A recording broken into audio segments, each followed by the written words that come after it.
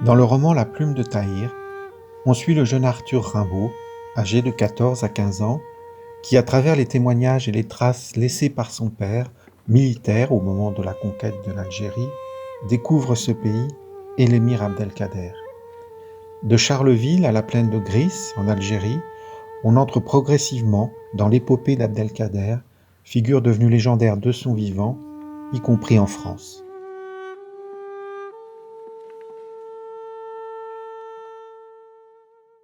Moi, ce qui m'a interpellé avec ce personnage d'Arthur Rimbaud, c'est tout d'abord le fait de s'intéresser à Arthur, c'est-à-dire un adolescent de 14-15 ans dans notre roman, et de découvrir que cet adolescent a écrit un poème à cet âge-là, qui s'appelle Jugurtha, et dans lequel il fait une référence explicite à Abdelkader, ce qui signifie bien qu'à son époque, un jeune ado comme Arthur pouvait avoir entendu, connaissait tout à fait le personnage d'Abdelkader, dont il était un contemporain.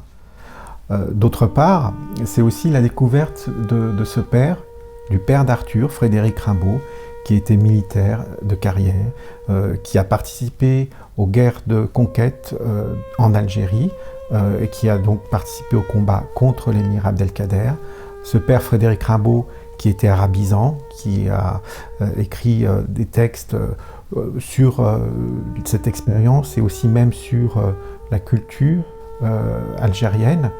Donc tous ces éléments ont fait que pour moi, le lien entre Arthur et l'émir Abdelkader avait quelque chose d'évident.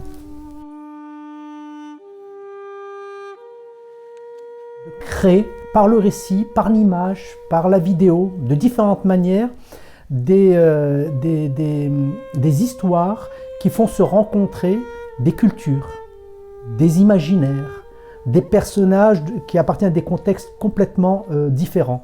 Et là, pour le coup, Arthur Rimbaud et l'émir Abdelkader s'y prêtaient tout à fait, d'autant plus que par son père, donc Arthur avait un lien avec l'Algérie et l'émir Abdelkader évidemment avait un lien avec la France par son histoire.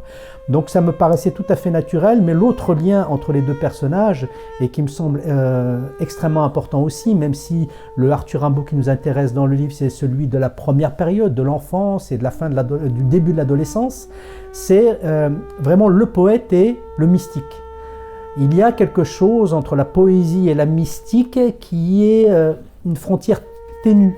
Et moi, ça m'a vraiment intéressé d'essayer de faire une sorte de travail, de dialogue, en quelque sorte, entre un poète et un mystique. Un chat la nuit, c'est une maison d'édition en littérature jeunesse. C'est sa vocation. Mais ce qui m'intéresse aussi dans le métier d'éditeur, c'est de faire un pas de côté, c'est d'ouvrir, d'explorer d'autres chemins. Donc avec ce livre, La Plume de Tahir, c'est ce que je fais, ce que j'ai fait avec mon ami Ahmed, sachant que c'est un livre aussi qui s'adresse à des lecteurs à partir de 14 ans et aux adultes.